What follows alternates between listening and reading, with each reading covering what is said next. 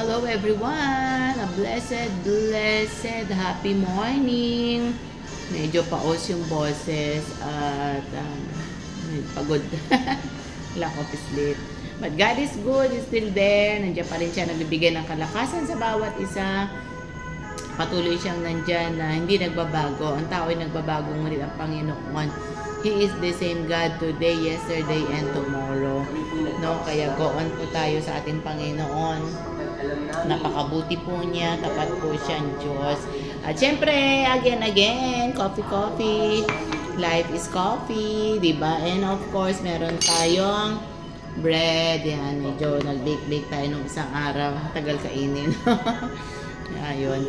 So, God is good. Amen. Kapaganda ng kanta, binabago ako ng Panginoon araw-araw. Every day, binabago po tayo ng ating Panginoon. So, keep on going, keep on thank Him, and continue na manalangin po tayo kasi tapat po ang ating Panginoon. So, muli, shalom, and God bless you all. Bye for now.